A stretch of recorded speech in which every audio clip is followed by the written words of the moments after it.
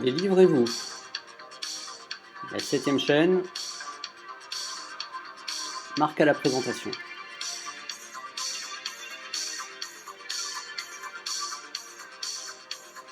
Bonjour à tous, bienvenue dans le 11e numéro des Délivrez-vous sur la 7e chaîne. Marc au micro pour vous accompagner dans cette nouvelle émission. Ravi de vous retrouver. À mes côtés aujourd'hui, je salue Louise. Bonjour à toi, comment vas-tu ? Très bien. Prête pour l'émission ? Oui, tout à fait. Alors sans plus tarder, place au générique et à la première partie des Délivrez-vous avec le livre du jour.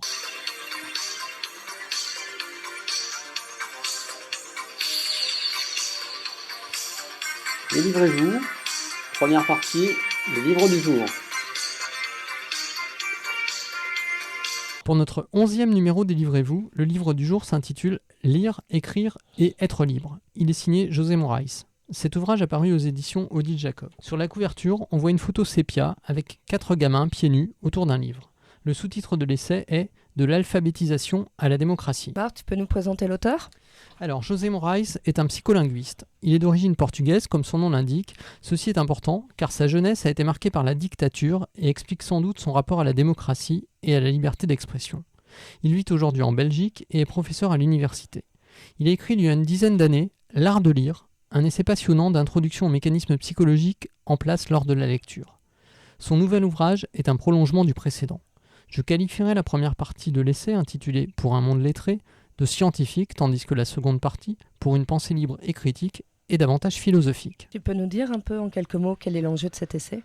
Oui, alors pour cela, je citerai quelques phrases de l'auteur qui résument bien son ambition. Ce livre a pour objectif majeur de montrer que les capacités de lire et d'écrire, ayant déjà contribué à changer profondément l'être humain, son mode de vie et ses moyens d'action, peuvent, si elles sont universalisées, conduire à un changement historique, l'avènement d'une société véritablement démocratique. Pour construire la démocratie, pour que nous soyons tous libres, il faut que nous devenions lettrés, et pour devenir des lettrés dans notre système d'écriture, l'alphabet, il faut donc améliorer profondément le système d'alphabétisation.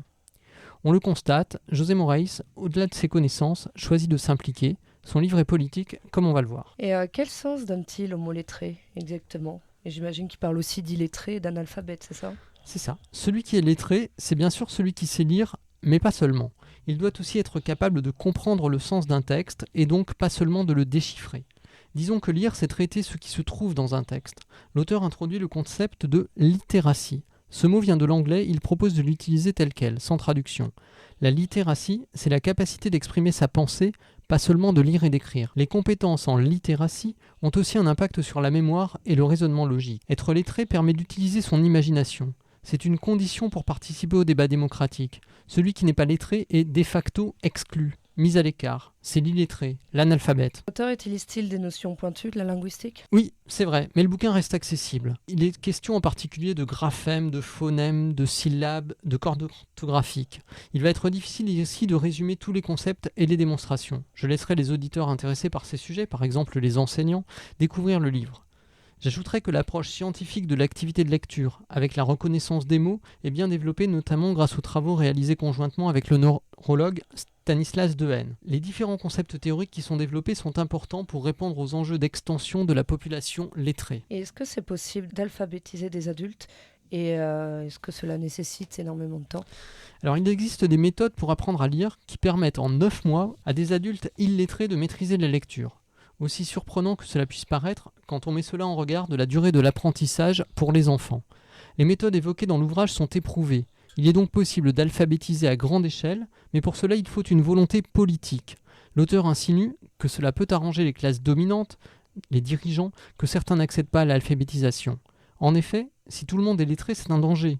Un lettré est possiblement un contestataire. Il est armé pour s'immiscer dans le débat démocratique. La question de l'apprentissage de la lecture et des méthodes pédagogiques employées dans les écoles, est-ce que c'est abordé ? Oui, et l'exemple de la France est longuement analysé. Ce sujet divise ici et est souvent l'objet d'affrontements idéologiques. Cela peut se résumer à l'opposition entre méthode globale et méthode syllabique. Et la polémique n'est jamais loin en France. Dans un cas, c'est considéré comme moderne, progressiste, dans l'autre, ringard, passiste, réactionnaire. Or, les résultats scientifiques vont à l'encontre de ces considérants. Je cite l'auteur. La méthode phonique alphabétise, la méthode globale n'alphabétise pas. Ceci est un constat scientifique.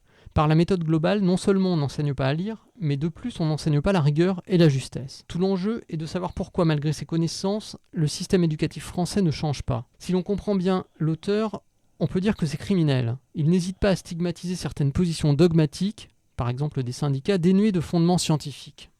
Au final, qu'est-ce qu'on doit retenir de l'essai ? Alors José Moraes, dans la seconde partie de l'ouvrage, s'attache à proposer une définition de la démocratie. Il est engagé et il affiche ses convictions. Il évoque des pseudo-démocraties plus que de vraies démocraties. En effet, dans nos pays, tout le monde ne peut pas intervenir dans le débat. Tout le monde n'est pas à égalité. Tout le monde n'est pas lettré. Ça nous ramène à l'actualité avec les Nuits debout, par exemple. Il explique qu'en France, il y a de plus en plus de très bons lecteurs, mais surtout le nombre de très mauvais lecteurs est en augmentation et touche 18% de la population. Les inégalités sont en croissance. Il est militant de sa cause, il veut partager ses convictions avec les lecteurs. Un chiffre, 780 millions de personnes dans le monde ne savent ni lire ni écrire. Ceci représente pour lui une inégalité scandaleuse. On verra si on est d'accord. On trouve les illettrés parmi les populations les plus pauvres. Il nous explique que les gènes ne déterminent pas le niveau de réussite scolaire et donc d'alphabétisation. Ce sont les facteurs sociaux qui sont responsables. Je terminerai cette introduction par une dernière citation de l'essai. Certains pensent que l'illittératie disparaîtra d'elle-même quand tous les adultes illettrés seront morts et qu'il suffit d'éduquer leurs enfants. C'est oublier que l'illittératie et la pauvreté des parents comptent pour beaucoup dans le fait que leurs enfants tentent à ne pas achever le primaire ou en sortent presque illettrés. Or, il est possible de transformer en peu d'années une population illettrée en population majoritairement lettrée. Je te propose, Louise, après cette présentation succincte du livre « Lire, écrire et être libre », que l'on passe à la première question de notre débat. Personnellement, quelle importance accordes-tu à l'écrit ? Penses-tu que l'on peut être intégré, si on a des lacunes en lecture et en écriture, dans notre société contemporaine ? Voilà, on commence par ces questions. À toi la parole. Alors, pour moi, l'écrit, c'est simple. Déjà, ça a toujours été extrêmement important. Ce qui explique qu'aujourd'hui, d'ailleurs, j'ai mis autant de temps dans cette web radio à participer à une émission. Parce que l'écrit est quand même ce qui permet de prendre le temps, de prendre le recul dans la retranscription des idées. Je pense qu'à partir du moment donné où on maîtrise l'écrit et notamment le vocabulaire, on est capable d'assurer notre crédibilité, notamment notre souveraineté. Par exemple, si on réduit notre vocabulaire, on est incapable de maîtriser les différentes nuances qui font notre vie citoyenne.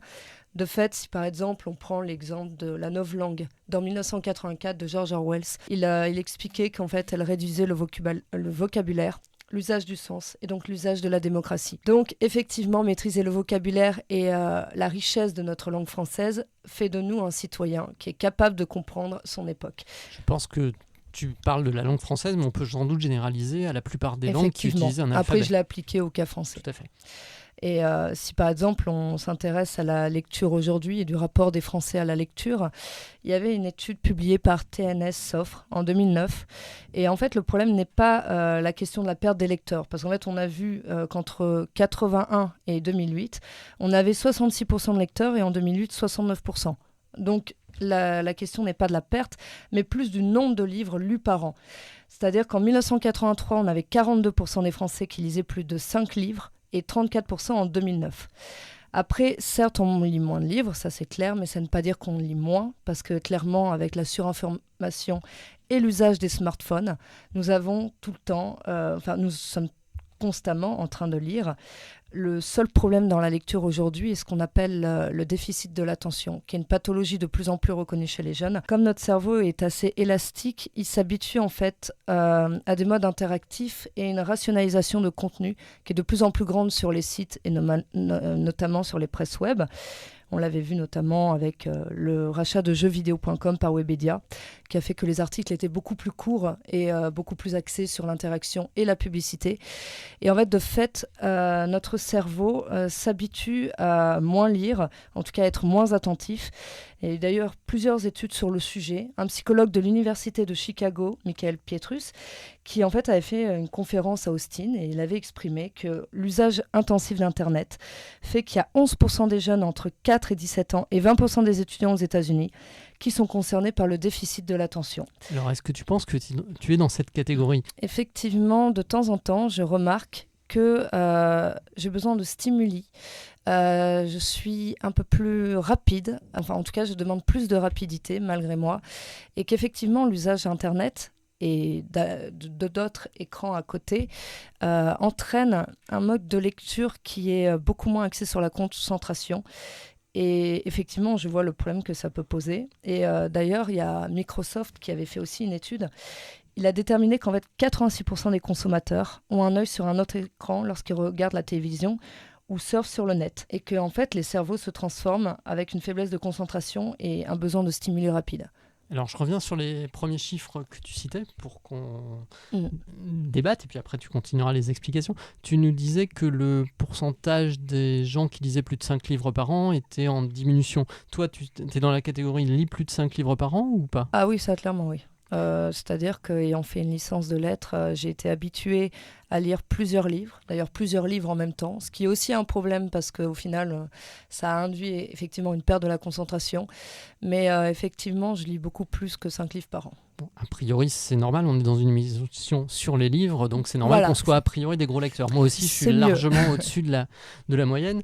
Et ce qui m'a toujours amusé, je dirais, dans ce genre de sondage, où je me situe très rapidement au-dessus de la moyenne, et pourtant j'ai le sentiment, étant un gros lecteur, que je lis pas suffisamment, ou que je lis pas assez, alors que je lis plus d'un livre par semaine sur une moyenne annuelle. Mais j'ai toujours trouvé ça intriguant, en fait, le fait que plus on est un gros lecteur, finalement, plus on a le sentiment qu'on a encore beaucoup plus de choses à lire, parce que tout dépend pour quoi on lit. Si on lit par obligation ou si on lit aussi pour y trouver un certain plaisir. Moi, je sais qu'à titre personnel, c'est souvent pour y trouver du plaisir. Je sais pas ce qu'il en est pour toi aussi. Mais en fait, moi, j'ai un gros problème, c'est qu'il y a énormément de livres que j'ai envie de lire.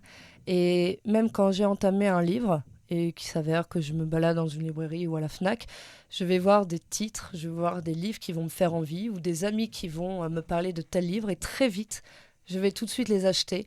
Et alors, le problème, c'est que du coup, j'ai tellement envie de lire que je n'arrive pas à me concentrer sur un seul livre à la fois. Et toi qui es très moderne, tu utilises toujours les livres papier ou tu es aussi passé à des liseuses, des tablettes ? Non, livre papier, je vénère le livre, c'est pas pour rien que j'ai fait une licence de lettres. Et clairement, je me vois mal m'habituer à une liseuse. Après, c'est peut-être dû au fait qu'effectivement, quand je vais sur le net, j'ai plus de mal à me concentrer que sur un livre. Sachant que les qualités graphiques des liseuses sont très différentes de Ah oui, celles clairement. d'Internet, D'ailleurs, des ordinateurs ou des exprès, tablettes. Oui. Elles sont faites Elles exprès sont pas pour du ne tout pas... fatigantes pour les Elles yeux. ne sont pas fatigantes, mais malgré tout, j'aime le fait de tenir un livre dans mes mains. J'aime le fait d'avoir un rapport particulier avec ce livre. D'ailleurs, c'est pour ça que je garde tous mes livres, parce que chaque livre, pour moi, est adressé à une certaine période. C'est une partie de ton histoire. Voilà, c'est ça. C'est une sorte de mémoire. Et la liseuse, pour moi, ça dématérialise cet aspect qui est... on a de l'attachement à un livre, ce qui peut paraître bizarre dit comme ça. C'est intéressant de t'entendre, toi, dire ça. Toi qui, dans l'émission, est souvent celle qui est la plus moderniste, la plus geek, la plus au top des nouveautés. Et c'est intéressant. Disons que je me ferme pas du tout aux nouveautés, au contraire, elles m'intéressent énormément. Mais malgré ça, quand il s'agit de lecture ou de ce qu'est la vie humaine, qui pour moi se retranscrit justement dans certains usages, comme le fait de corner un livre, même de lire un livre un peu dépoussiéré, un peu vieux. Effectivement, je trouve qu'il y a un rapport qui est plus... Une sorte de rapport sacré, en fait. Ouais, limite. Bon, après, je suis pas non plus... Sans forcément y mettre de connotation religieuse quand on dit sacré. Non. Après, s'il y avait une religion des livres, je pense... Tu pourrais être adepte. Et oui, totalement. On serait peut-être deux, alors. Oui. Je te laisse continuer sur ce que tu nous expliquais, sur l'importance, en fait, de savoir lire et écrire pour pouvoir s'intégrer. En fait, oui, effectivement, aujourd'hui, ne serait-ce qu'à travers l'orthographe, on voit aujourd'hui que quelqu'un qui ne sait pas écrire, d'ailleurs, on parle de grammaire nazie sur Internet, et effectivement, quelqu'un qui ne sait pas écrire est décrédibilisé dans sa parole. C'est-à-dire qu'aujourd'hui, par exemple, si un politique fait une faute dans sa syntaxe ou autre, on va plus apporter d'importance à la forme que vraiment se centrer sur le contenu. Et aujourd'hui, effectivement, la forme prime. C'était la bravitude de Ségolène Royal, c'est ça, avec son néologisme. C'est ça. Et les lapsus aussi, comme celui de Rachida Dati. Mais bon, on ne reviendra pas sur les fameux lapsus de Rachida. Mais effectivement, aujourd'hui, le fait de pouvoir lire et écrire, et d'ailleurs, quand on voit ceux qui s'approprient l'orthographe comme une sorte d'arme par rapport justement à ceux qui ne l'ont pas acquéri totalement. On voit effectivement que c'est totalement élitiste. D'ailleurs, il y avait un YouTuber qui en avait parlé dans une émission Linguisticae, donc c'est comme ça que s'appelle son émission. Et il avait fait donc une émission sur l'orthographe et la réforme. Et effectivement, c'est vrai qu'aujourd'hui, il y a quand même beaucoup de personnes, comme il disait, qui s'approprient l'orthographe pour se vanter sur le net et pour se créer un avatar intelligent, on va dire, et qui ont besoin de constamment se mettre en avant. Et d'ailleurs, dans les débats, on trouve aussi ce problème, c'est-à-dire que si quelqu'un fait une faute d'orthographe, la personne qui ne saura pas quoi lui répondre va se fonder sur la faute d'orthographe parce que ce sera un moyen pour elle de se sentir plus intelligente. Donc là, on est sur des échanges Internet. Voilà, c'est ça. Sur des réseaux sociaux. Oui, voilà. Il faut m'expliquer, parce que comme je suis plutôt proche de l'écrit, mais assez peu des réseaux sociaux, c'était pour être sûr d'avoir bien compris ton propos. C'est ça. Et effectivement, après, pour ce qui est de la lecture, bien évidemment, aujourd'hui, on lit beaucoup plus, c'est un fait. Mais après, bien évidemment, ça ne veut pas dire qu'on lit forcément ce qui est de la bonne qualité. Et c'est peut-être là où c'est un problème parce qu'on a l'impression qu'on lit énormément, mais au final, n'importe quel site fait de l'information de très faible qualité et peut nous donner l'impression qu'on est de grands lecteurs, ce qui est au final... alors après, est-ce que le but, c'est la quantité, c'est la qualité, c'est comment on détermine la lecture à partir de là? Oui, après, c'est sûr que c'est pas la même chose de lire Marcel Proust ou de lire Guillaume Musso ou Marc Lévy. Ah non, clairement pas, non. Moi, mon cœur penche plutôt du côté de Marcel Proust. Effectivement, même si aujourd'hui, beaucoup de lecteurs préfèrent Musso et Marc Lévy. Certes, après, on peut se poser la question de qu'est-ce qui vaut mieux. Et puis finalement, les gens qui lisent Musso ou Marc Lévy, c'est quand même des gens qui ont une certaine maîtrise du code écrit. Parce que le début de la question, c'était le rapport à l'écrit. Parce que, en fait, il me semble que c'est très difficile pour nous deux, parce qu'on sait lire et écrire et on l'utilise au quotidien, de s'imaginer ce qu'est la vie, voire ce qu'est le calvaire des gens qui ne savent pas lire et pas écrire. Moi, il me semble que cette expérience, je la fais régulièrement quand je vais dans certains pays étrangers qui n'utilisent pas l'alphabet romain qu'on utilise. Alors il y a l'Asie du Sud-Est avec des idéogrammes et là on a l'impression d'être de rien, enfin c'est pas une impression d'ailleurs, on ne comprend rien, on est totalement isolé au milieu de la culture de l'écrit qu'on peut voir sur les murs, ne serait-ce qu'une pub, on comprend même pas, si ce n'est s'il y a une image, éventuellement on va interpréter, mais on comprend pas le texte. Quand on va dans les pays de l'Est ou en Russie, il y a un alphabet, c'est le cyrillique. Oui, quand on n'a pas appris, on est totalement illettré. Quand on va dans les pays arabes, c'est l'écriture arabe. Et alors, moi, je ne maîtrise aucune de ces écritures-là, et puis pas les autres. J'essaye de maîtriser à peu près l'écriture avec alphabet romain, qui permet, même dans des langues où on comprend pas la langue, au moins de lire malgré tout, même si on comprend pas le sens. Quand on n'a absolument aucun code, enfin, moi, plus d'une fois, je me suis retrouvé perdu. J'aurais des anecdotes. Dans des gares, par exemple, alors c'était en Bulgarie, tout était écrit en cyrillique, personne ne parlait anglais, et même avec mon guide de voyage, je n'arrivais pas à trouver si je lisais la colonne des départs ou la colonne des arrivées, avec des horaires différents, et après, on fait comment? Donc, tout ça à partir de cet exemple, pour se poser la question, les gens qui, eux, n'ont pas accès parce qu'ils ne savent pas, comment est-ce qu'ils arrivent à vivre au quotidien? Parce que tout est lecture en fait. Pour prendre le métro, c'est de la lecture. Pour prendre le bus, pour aller faire ses courses. C'est une dépendance à la personne et c'est là où le fait de ne pas savoir lire et écrire nous met dans une situation d'infériorité en fait. Ce qui est assez horrible parce que ça nous rend... on perd de notre autonomie et surtout, supposons qu'une personne qui cherche à se diriger dans une gare tombe sur quelqu'un qui a envie de lui faire une mauvaise blague. Le fait de ne pas être en possession de ses moyens, je pense que, effectivement, ne pas savoir lire et écrire est quelque chose qui est extrêmement handicapant. Après, quand on est dans la culture et qu'on a dans la culture du pays, qu'on a au moins la langue orale, bon, c'est moins pire que si en plus la langue est étrangère, mais c'est quand même un handicap très fort. C'est vrai que moi, par exemple, là, j'ai été dans un voyage de presse à Barcelone pour une conférence autour de développeurs avec un jargon informatique assez important et effectivement tenter de comprendre ce qu'ils disent en anglais, je me suis très vite retrouvée dans un rapport d'infériorité et quelque peu perdue. Bon, après je vais pas me plaindre, mais c'est vrai qu'on a tendance à se sentir en perte de moyens.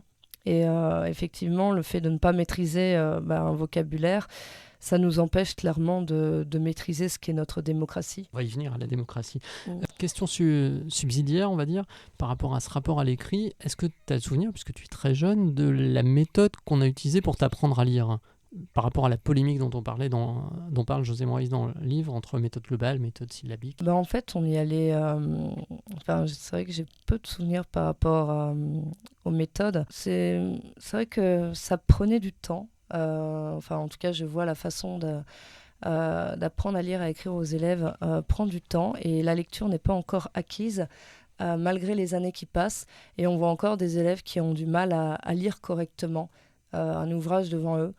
Et alors, oui, ce que tu disais sur José Moré qui propose une méthode comme ça en 9 mois, c'est assez... ça me paraît assez impressionnant, parce qu'au final, nous, on est habitués à voir l'écriture et la lecture comme quelque chose qui va durer sur plusieurs années. Cette méthode-là s'adresse bien à des adultes qui maîtrisent déjà un langage oral, du vocabulaire oral. On est vraiment sur apprendre à lire et à écrire. Donc c'est pour ça que ça va très vite. Mais là, j'ai pas développé dans la présentation du livre, mais dans le livre, c'est bien expliqué. Il montre que globalement, ça marche. Enfin, pardon pour le globalement, qui pourrait être à double sens, mais cette méthode, elle est vraiment éprouvée et elle donne des résultats positifs. Effectivement, en 9 mois, ils arrivent à alphabétiser des populations adultes. Mais alors, est-ce que c'est pas, du coup, le fait que nous, on mette autant de temps, est-ce que c'est pas une question d'une éducation un peu archaïque? Non, je pense pas, parce que pour le coup, la manière dont on apprend à lire et à écrire aux enfants, on leur apprend quand ils sont jeunes. Et alors, j'ai pas les chiffres en tête, mais beaucoup d'études psychologiques qui ont montré que d'année en année, le nombre de mots disponibles dans le vocabulaire des enfants, il augmente de manière exponentielle. C'est-à-dire que, alors je ne sais plus exactement, vers 2-3 ans, on a peut-être 300 mots, ensuite on va en avoir 500, puis on va en avoir 5000, puis on va en avoir 10 000. Donc sauf Tibéri. Peut-être. Qui n'est pas un enfant, qui est plus un enfant. Oui, c'est ça qui est flippant. Mais les mécanismes d'apprentissage, ils sont donc progressifs, et c'est pas forcément une aberration du fait que ça prenne autant de temps. Alors après, là où il faut se poser des questions, et c'est plus ce qu'il dénonce dans le livre, c'est pourquoi est-ce que les résultats sont pas bons finalement, parce que le système éducatif français laisse sur la route un certain nombre de gens qui notamment ne savent pas lire et écrire. Et si on sort du cycle primaire sans savoir lire et écrire, c'est sûr on n'arrivera jamais au bac, parce que le système il est tel que notre système éducatif, c'est malgré tout élitiste. Il n'est pas adapté pour ceux qui n'ont pas suivi au bon moment. Oui, c'est qu'au final, alors du coup, je me demande si c'est pas du coup plus rapide au final. Et finalement, c'est vrai qu'on est dans un système assez élitiste qui ne prend pas en compte les handicaps de certains élèves, même si effectivement en ce moment, avec Najat Vallaud-Belkacem, il y a quelques modifications et ils tentent de sortir de cela. Mais sachant qu'on sait que la première inégalité, elle est sociale, puisque les enfants qui réussissent le mieux, c'est ceux dont les parents sont eux-mêmes des grands lecteurs, qui voient des livres à la maison, qui avant même d'aller en CP, savent déjà plus ou moins lire, parce qu'ils sont dans un environnement qui est favorable à ça. C'est sûr que si on grandit... Là, on le parle pour la lecture, mais c'est de manière plus globale. Quand on grandit dans un environnement défavorable, c'est-à-dire dans des milieux plus pauvres ou avec des gens qui ne savent pas lire, c'est beaucoup plus dur sans doute pour quelqu'un qui ne sait pas lire de motiver ses enfants à apprendre à lire. Ou alors il faut soi-même se déprécier pour exposer toutes les difficultés que ça met, et là ça met dans des situations psychologiques qui sont sans doute pas faciles à gérer.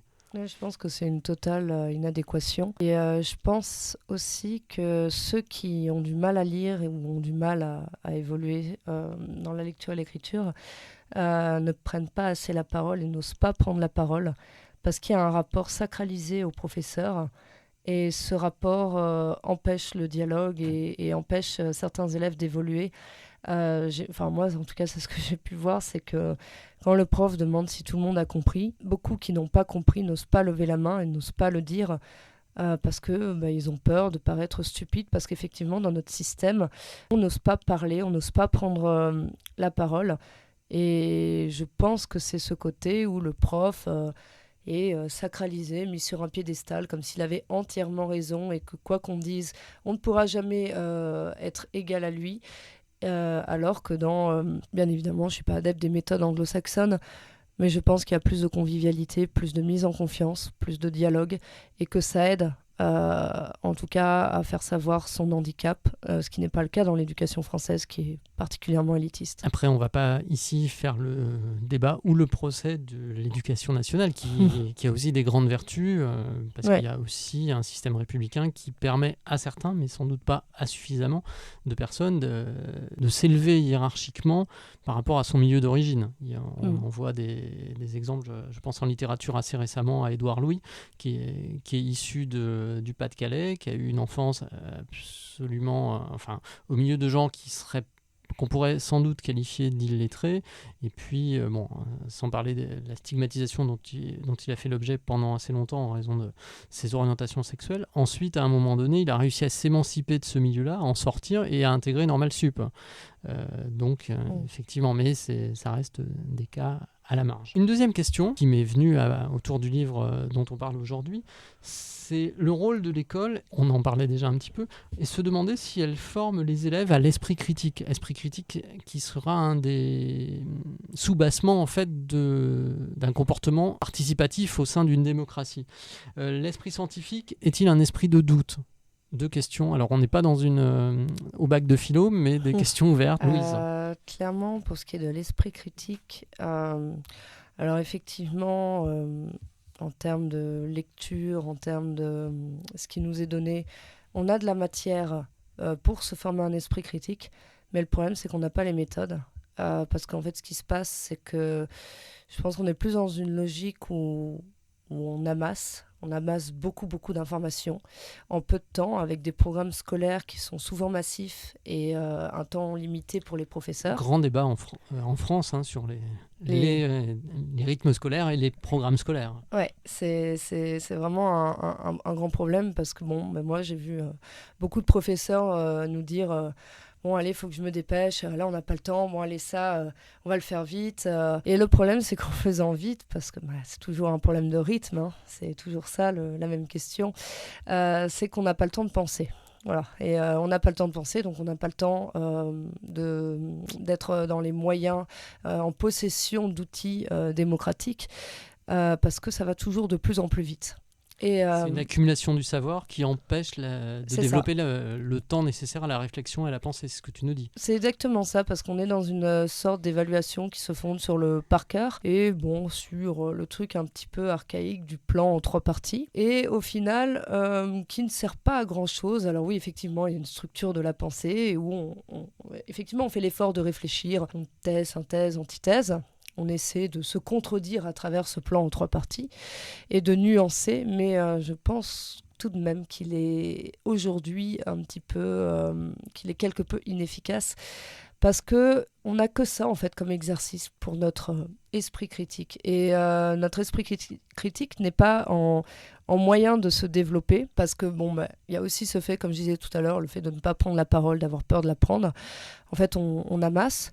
Il y a un très court temps où on pose des questions, mais au final, ce rapport au professeur fait qu'on n'a pas le temps de vraiment débattre sur la question elle-même. Il y a aussi le fait qu'en termes d'ouvrages, donc on aura ceux qui sont donnés par l'école, mais qui ne seront peut-être pas suffisants et assez diversifiés pour avoir une étude approfondie et développer un meilleur sens critique. Donc je pense aussi, aussi quand je vois par exemple les matières littéraires, la façon dont elles sont enseignées, le français par exemple, qui est mal vu aujourd'hui, et d'ailleurs les filières L sont de plus en plus vides, tout simplement parce qu'on enseigne sur la forme et non pas sur le contenu. On est sur une interprétation qui est que celle du professeur, et même si nous on offre une argumentation autre et argumentation juste, elle ne sera pas adéquate à celle du professeur. Là, tu vises l'enseignement à partir du lycée et plus, à partir du lycée et plus, effectivement. Moi, par exemple, en allant en fac de lettres, je pensais que ça évoluerait et je me suis dit, tiens, fac, filière littéraire, peut-être qu'on va enfin nous apprendre à penser par nous-mêmes. Et au cours de ma licence, j'ai pu voir que non.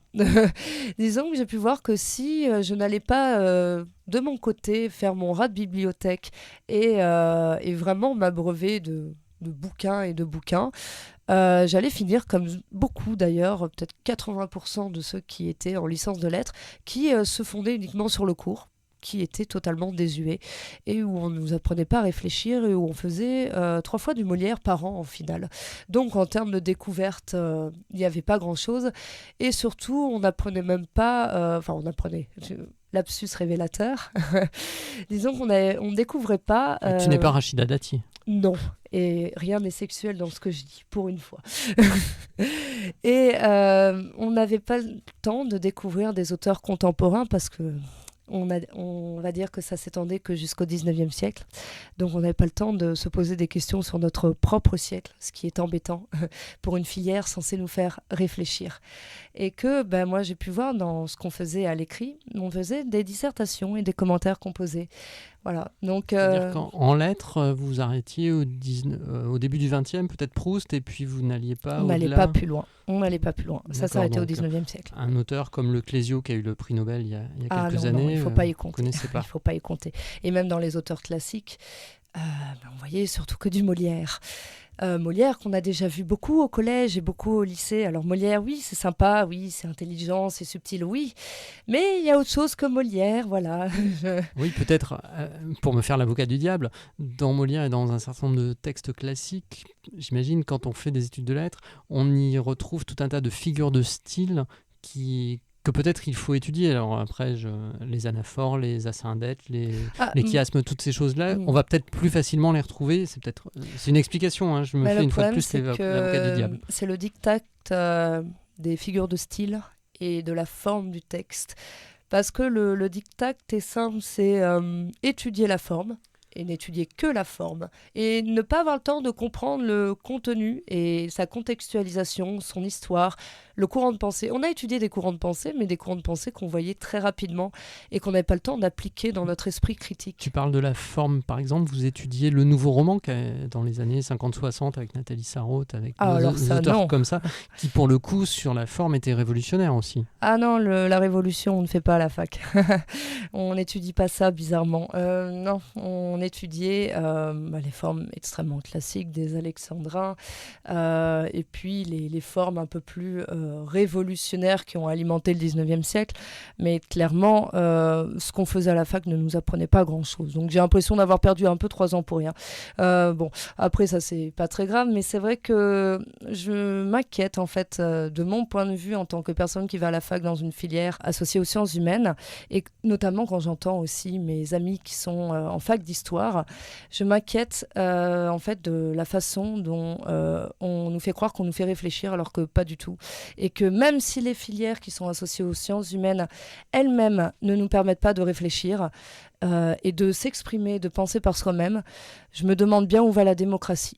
Voilà. Côté révolutionnaire de Louise qui se manifeste. Ça va nous servir de transition pour venir vers le concept de démocratie que tu commences à aborder et revenir aussi sur cette notion de littératie. Donc une petite définition issue de l'Organisation de coopération de développement économique, le CDE, qui précise que la littératie est l'aptitude à comprendre et à utiliser l'information écrite dans la vie courante, à la maison, au travail et dans la collectivité, en vue d'atteindre des buts personnels et d'étendre ses connaissances et ses capacités. Cette définition assez large et me semble assez intéressante parce que elle regroupe pas mal de choses. Donc, littératie, démocratie, un lien ou pas, d'après toi ? Pour moi, il y a effectivement un lien, parce qu'à partir du moment donné où on est capable d'être en possession de connaissances et de ne pas les réciter bêtement et juste savoir les transformer de sorte à les appliquer au quotidien, on a un impact sur notre vie politique et sociétale. Donc, effectivement, on peut dire que littératie rime avec démocratie. Après, José Moret disait aussi dans son ouvrage que la littératie, même si elle est développée, elle n'est pas universalisée. Et de fait, il y a toujours une inégalité sur le plan démocratique. Et le fait, c'est qu'aujourd'hui, on entend très peu parler de certaines notions actuellement, comme la zététique. La zététique, donc... Alors, oui, on peut en entendre parler, parce que là, tu m'apprends un mot, donc tu vas nous expliquer, parce que je suis peut-être pas le seul parmi nos auditeurs à ne pas savoir ce que c'est. Donc. Alors, zététique signifie dans son étymologie qui aime chercher. Voilà. Donc ça s'inspire bien évidemment de la philosophie sceptique. En 1998, en fait, ça a paru avec le professeur Henri Broche qui a créé un laboratoire de zététique à l'université de Nice. Je trouve juste que le mot est assez moche, mais ça, c'est Oui, c'est une oui. sonorité, c'est un avis totalement personnel. Excuse-moi, je t'ai interrompu. Il n'y a pas de Vas-y. souci. C'est vrai que le mot est moche. Après, mais il avait été introduit aussi notamment par Marcello Truzzi en 1975, qui en fait faisait partie de l'association Sceptic Committee for Skeptical Inquiry.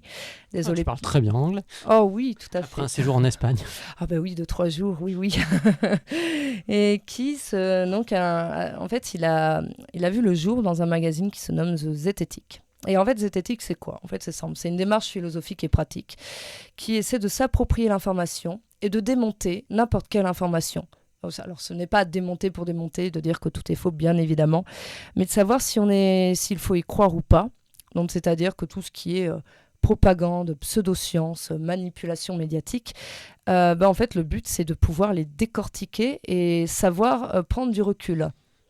Juste, ça m'interpelle là, comme c'est une notion que je connais pas, ça peut pas être assimilé à certains complotismes qu'on peut voir sur Internet. Ah non, clairement pas. Alors la mode aujourd'hui, c'est de voir du complot partout. Les gens se sentent intelligents, bizarrement, en voyant du complot partout. Bon, pourquoi pas, si ça peut leur faire plaisir.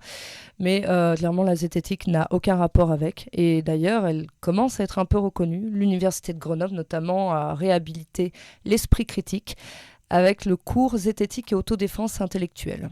Donc, espérons que l'Université de Grenoble ne soit pas la seule et que d'autres universités pensent à accueillir ce type de méthodologie en leur sein. Et je finirai aussi sur l'idée qu'il y a donc un type qui s'appelle François de Jouvenel, qui est directeur d'études de la revue Futurible.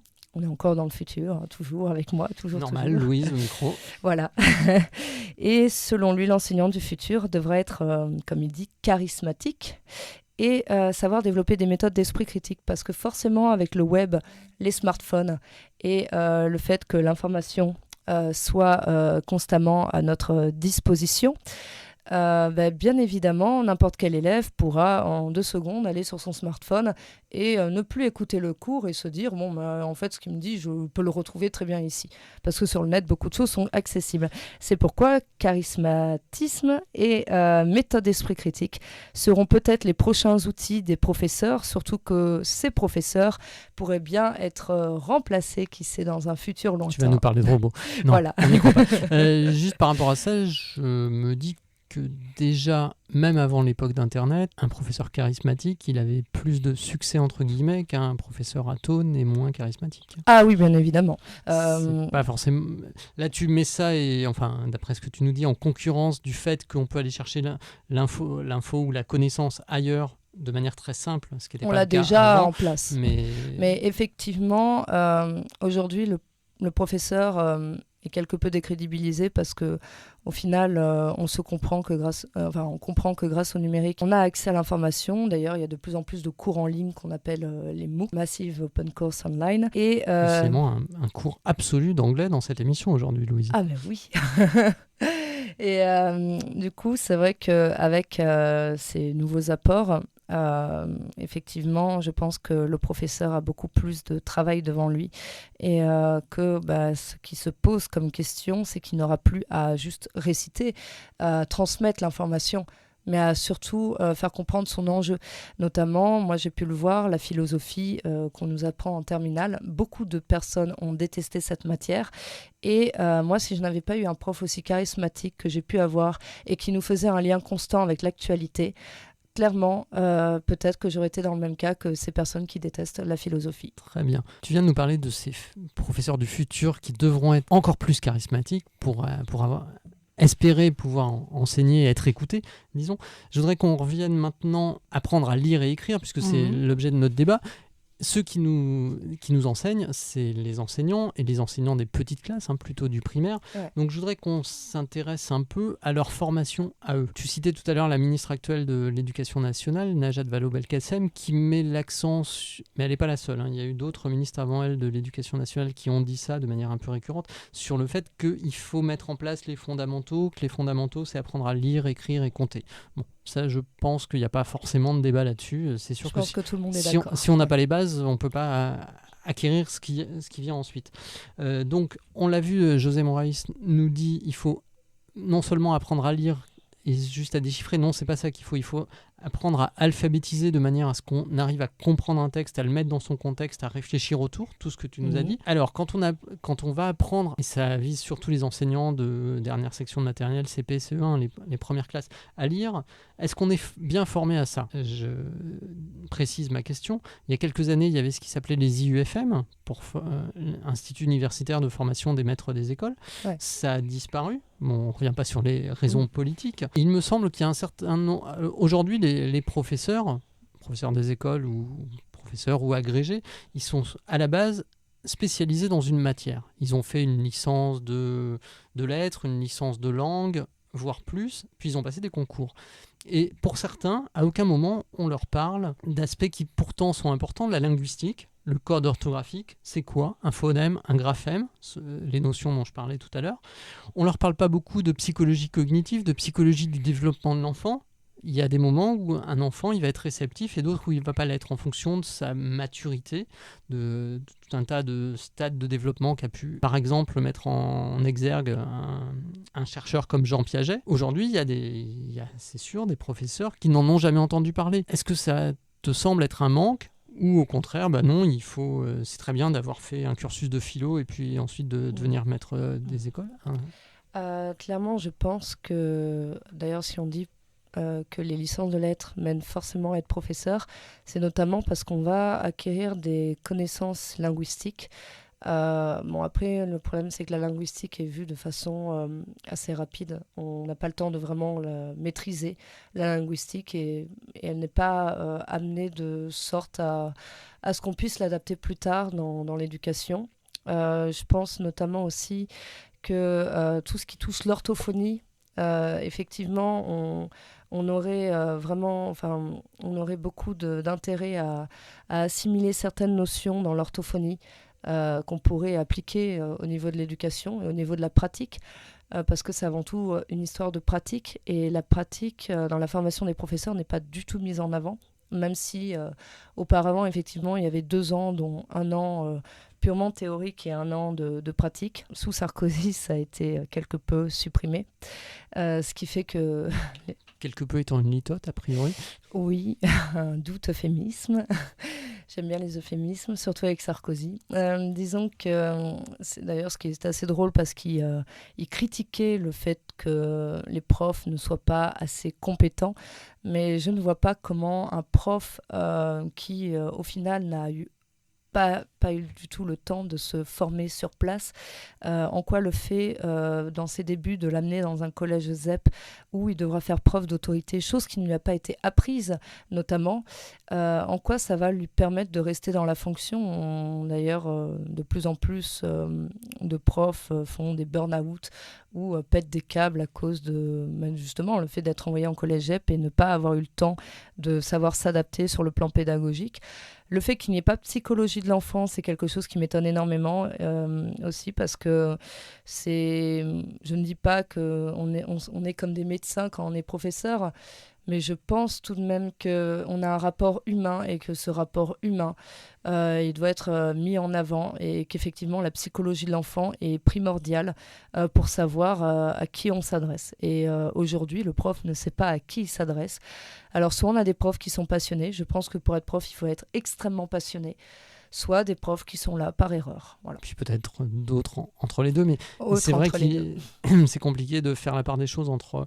On est enseignant d'histoire ou on est enseignant de mathématiques, où on a un niveau de connaissance dans son domaine qui est a priori irréprochable. Mais juste la connaissance. Voilà. Mais après, tout ce qui va être la pédagogie, tout ce qui va être la psychologie de l'enfant, on pourrait avoir quelques notions aussi des stades psychanalytiques, sans faire de psychanalyse, mais la période de latence, l'adolescence, c'est pas la même chose, et le comportement face au savoir et à l'apprentissage, il n'est pas le même. Le fait de savoir ça peut donner, me semble-t-il, des clés pour mieux réussir son métier d'enseignant. Mais aujourd'hui, ces clés, elles sont pas données, sauf à se les approprier soi-même, parce qu'on est passionné, comme tu le dis, parce que et le qu'on a envie de problème, réussir. c'est qu'aujourd'hui, Qu'est-ce qu'on voit? On voit le CAPES, on voit la Greg. Ces deux concours sont des concours assez élitistes.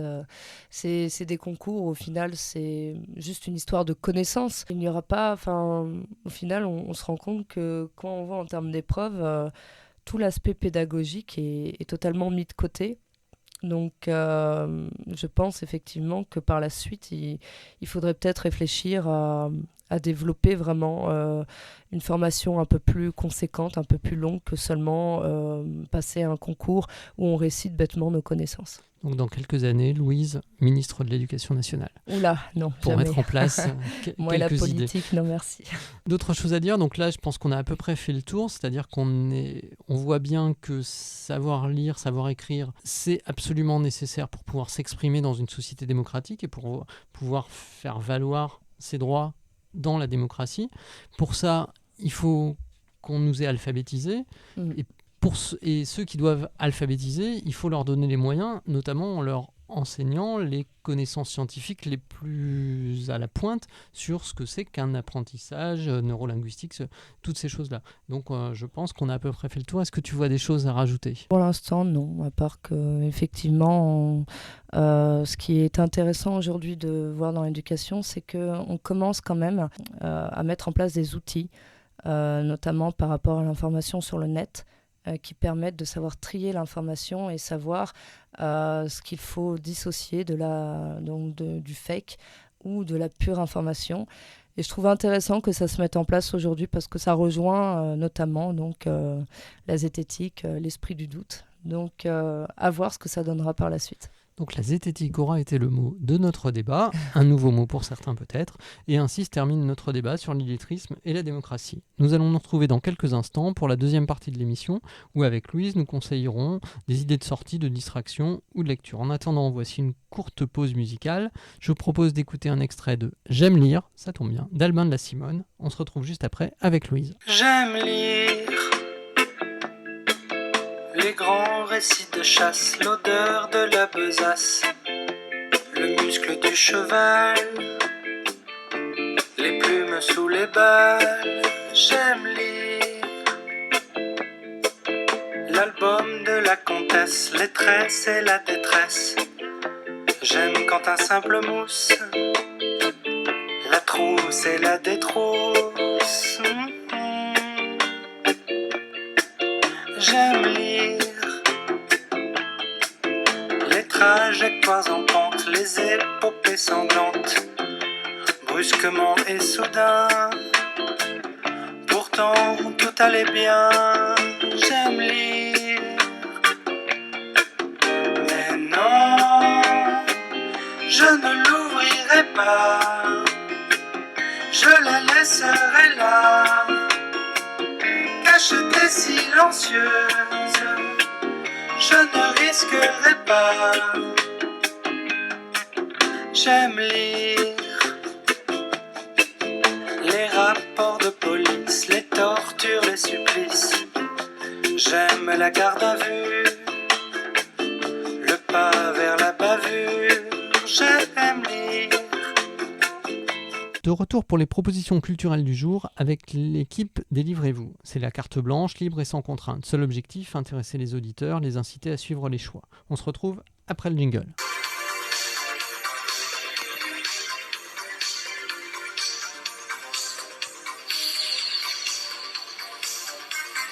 Délivrez-vous. Deuxième partie. Les propositions culturelles de nos chroniqueurs. On commence avec toi, Louise. Que nous conseilles-tu? Livre, film, musée? Je crois que c'est un livre aujourd'hui, pour commencer. Oui. Alors, le livre s'appelle Une brève histoire du futur, pour changer. Comment la science va changer le monde, de Michio Kaku, qui est un professeur de physique théorique à la City University de New York. Donc en fait, ce livre explore en plusieurs parties et dans différents domaines ce que la science va apporter, donc que ce soit d'aujourd'hui à 2030, 2050 et voire plus. Donc bien évidemment, on retrouve les fameuses thématiques intelligence artificielle, ordinateur, copie du cerveau humain, prothèse, transhumanisme, Donc on retrouve... Tu dois nager comme un bébé dans l'eau, là, dans un livre comme ça. Ah oui, mais il est extrêmement intéressant. Et en fait, ce qui est assez intéressant, c'est de voir ce que la science est capable de faire aujourd'hui. Et ce que l'on peut voir en termes de science-fiction, notamment comme la fameuse main qu'on voit dans Star Wars, dont est doté Anakin, et qui a déjà été mise en place aujourd'hui grâce à des capteurs qui ont permis à un individu amputé de sa main de vraiment ressentir ce qu'il touchait. Donc c'est vrai que c'est extrêmement intéressant. Et ce qui est intéressant aussi, c'est de voir... Michio Kaku est quand même quelqu'un qui sait de quoi il parle. Ce n'est pas... il ne revêt pas les vêtements du futurologue pour rien, et notamment en termes de copie du cerveau humain et de robotisation. Il n'est pas en train de dire ouh là là, les robots vont nous menacer, ouh là là, les robots seront capables de nous surpasser. Au contraire, il revient, il prend du recul sur la situation. Il prend beaucoup de recul et nous fait savoir notamment que les robots aujourd'hui n'ont pas plus d'intelligence qu'un insecte. Voilà. Et c'est rassurant alors. Pour ceux qui détestent les robots, oui, et pour ceux qui veulent que les robots nous dominent, non. Voilà. Est-ce qu'on parle par exemple, je sais pas, de voitures sans chauffeur, des oui. choses comme ça? On est vraiment dans la domotique. La domotique, les véhicules intelligents, la réalité virtuelle. Nous sommes dans les technologies clés actuellement, et d'ailleurs on peut faire un petit parallèle avec un rapport de 640 pages. Qui est lancé par le gouvernement, notamment l'industrie du futur, qui est une composante de Nouvelle France industrielle et mis en avant par Emmanuel Macron. Et en fait, dedans, on peut, pour ceux qui sont intéressés par les nouvelles technologies, dans ce dossier tout à fait disponible sur le net, on peut trouver 47 technologies clés pour le futur. Et je pense que ça fait référence aussi à ce bouquin. Voilà. On rappelle que le net, ça n'existait pas il y a 15 ans. Voilà. C'est exactement ça, c'est-à-dire qu'on a un petit historique sur ce qu'est le net et sur les avancées en fait.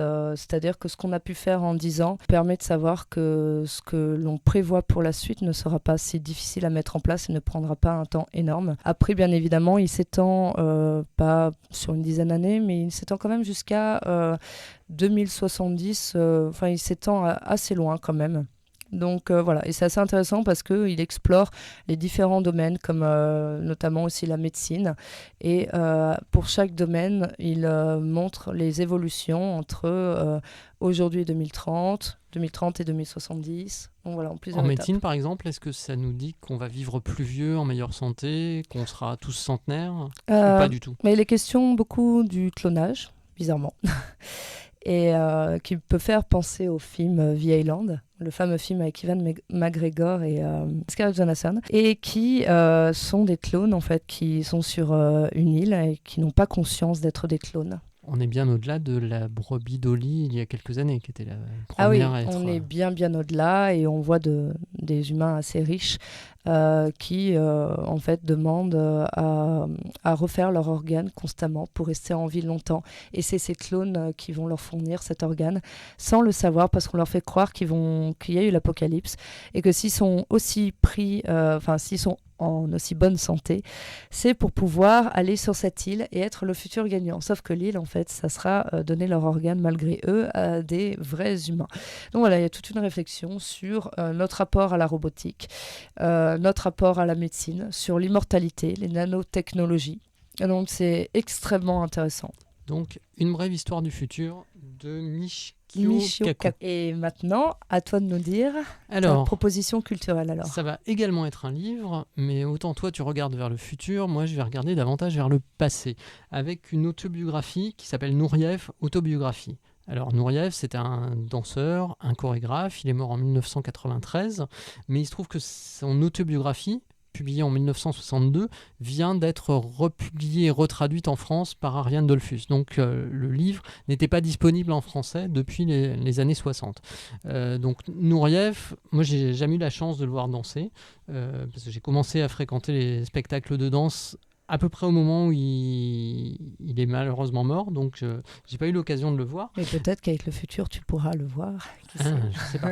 Mais en tous les cas, son autobiographie est intéressante parce que c'est un personnage, c'est un génie de la danse du XXe siècle. Il écrit son autobiographie en 1962 à 24 ans. C'est juste un an après l'événement marquant de sa vie, 16 juin 1961, aéroport du Bourget, il refuse de monter dans l'avion qui l'oblige à repartir à Moscou. On se rappelle 1961, guerre froide, URSS. La troupe du Kirov, à laquelle il appartient, qui était en tournée à Paris, doit partir à Londres. Lui, bon, c'est un mauvais garçon, quelque part, c'est un danseur merveilleux, mais c'est un mauvais garçon. Il a des informations comme quoi on va l'obliger à partir en Russie, il demande l'exil à la France, c'est accordé, il demande l'asile politique, et juste quelques mois plus tard, il sort cette autobiographie. Donc, par rapport à tout ce qu'on connaît de lui, c'est vraiment sur son enfance qu'il va raconter, toute la suite de sa vie. Il attendra 35 ou 40 ans pour pouvoir revoir sa mère en Russie après Gorbatchev. Donc là, c'est vraiment intéressant parce que ça nous montre son enfance. Il est né en Extrême-Orient russe. C'est un tatar, donc c'est au début, c'est un enfant qui a peu prédisposition, disons. Et puis finalement, il va travailler très dur et il va devenir un danseur absolument fabuleux. Et donc, bon, sur l'écriture, il a 24 ans, c'est un livre qui a sans doute été coécrit avec quelqu'un, donc ça n'a rien de littérairement très intéressant.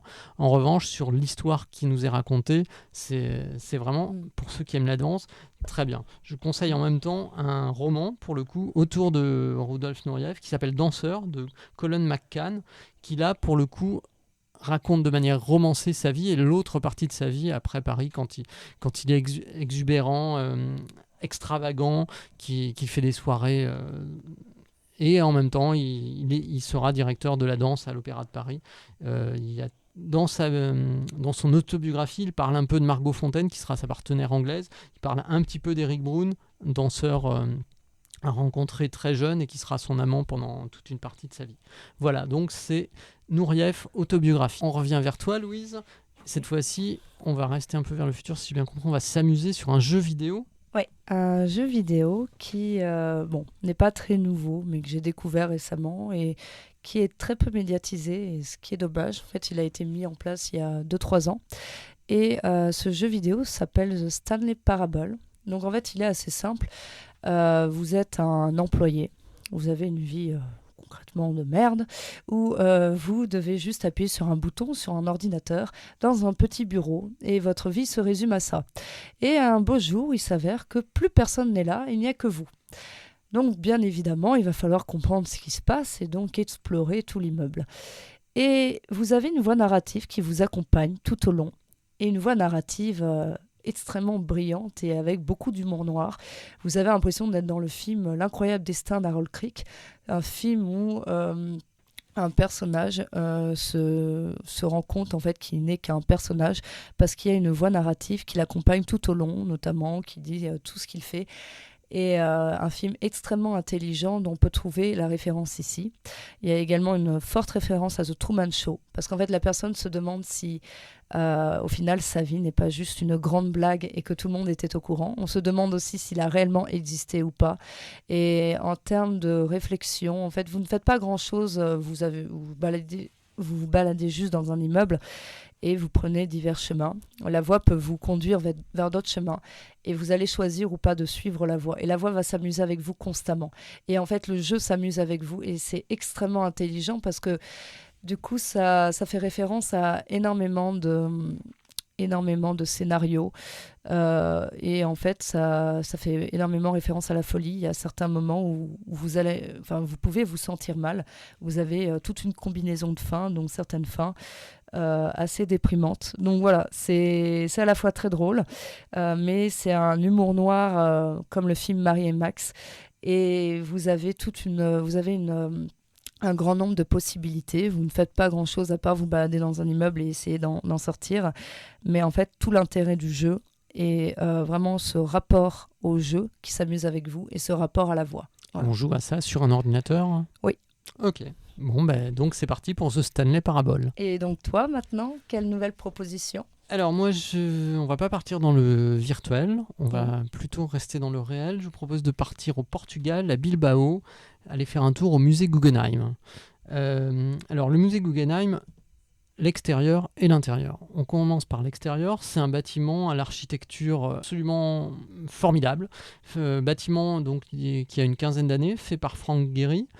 C'est de l'art contemporain qu'on verra à l'intérieur. Le bâtiment est de verre et de titane. Il est bien inséré dans la ville. Il est au bord de la rivière, à côté d'un pont qui a été un peu remanié. Donc le bâtiment est vraiment très photogénique en plus. Il est tout en courbe, il est tout suave, avec les couleurs du titane. Et quand il y a du soleil, on a l'impression presque d'un bateau qui prend la mer. Et puis vraiment des formes courbes qui se recoupent assez peu.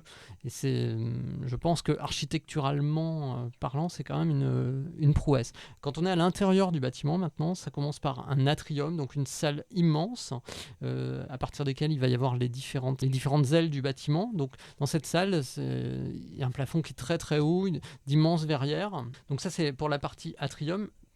Si on reste à l'extérieur, une fois qu'on est dans le musée, on peut sortir sur une terrasse où on va voir 5 tulipes faites par Jeff Koons, c'est de l'art moderne, donc des tulipes très colorées qui se reflètent dans l'eau. À l'intérieur, il y a un chien qui s'appelle Puppy, alors il doit faire 20 mètres de haut. En fait, c'est une sorte de sculpture en chien, enfin une sculpture de chien, mais en fait, il y a des fleurs sur la sculpture, ce qui fait qu'en fonction des saisons, elle est verte, elle est colorée, donc c'est assez original. Puis à l'extérieur aussi, il y a une immense araignée de Louise Bourgeois, mais une fausse araignée, une sculpture d'araignée. On passe sous l'araignée, puis évidemment, arachnophobe, on s'abstenir. fait des photographies. À l'intérieur, quand j'y étais, il y avait 3 expositions. Une exposition permanente sur des œuvres faites. Alors, c'est assez compliqué à décrire. C'est des espèces de labyrinthes métalliques avec des courbes, là aussi. Et quand on est à l'intérieur, on passe dans des espaces assez étroits, puisque la salle est immense, elle doit faire 200 ou 300 mètres de long. Mais vu de haut, c'est assez intéressant parce qu'on voit toute la géographie. Et c'est assez oppressant, en fait, de marcher dans ces sculptures courbes, dont on ne sait jamais quand est-ce qu'elles vont se terminer. Moi, l'impression que ça m'a donné, c'est j'ai toujours trouvé ça très long quand on y rentrait et moins cette sensation quand on en ressortait, en fait. Il y a une exposition autour de Warhol, alors que j'ai pas trouvé très convaincante, et puis une exposition autour de Louise Bourgeois. Donc ça, c'est pour les expositions actuellement, en plus de la collection permanente. Et donc, à l'occasion d'un week-end, ce n'est jamais qu'à 1h30 en avion de Paris, un petit tour à Bilbao. Est-ce que on peut le comparer au Guggenheim à Venise? Est-ce qu'il y a un lien entre les deux? Oui, c'est le même type de collection, c'est la même famille. Après, en termes d'architecture, le bâtiment Guggenheim à Venise n'a rien d'exceptionnel. Ce qui est exceptionnel, c'est plus les collections d'art de Peggy Guggenheim qui sont exposées à Venise. Après, là... Il prend plus la forme d'une maison, pour le coup. Voilà, tout à fait. À Bilbao, c'est plus monumental, en fait. C'est vraiment inscrit dans la ville. Mais après, c'est le même lien, effectivement, le Guggenheim. Et ça reste des musées, des lieux d'exposition d'art contemporain. Donc c'est vrai que si on s'attend à voir des toiles du 15e ou 16e siècle, c'est pas là qu'il faut aller. Effectivement. Voilà. On va arriver au terme de ce 11e numéro des Livrez-vous. Je tiens à remercier bien sûr Louise qui m'a brillamment accompagné. J'espère, chers auditeurs, que vous aurez apprécié notre débat et nos propositions culturelles. Je vous donne rendez-vous à très vite sur la 7e chaîne pour le 12e numéro des Livrez-vous, où il sera question, je pense que ça va intéresser Louise, de genre, d'éducation et de féminisme. Effectivement, je vais essayer de ne pas trop m'enflammer, ça va être dur. Donc Louise sera parmi nous pour ce débat-là, je pense. Ah oui. Voilà, ciao et à bientôt. Bientôt.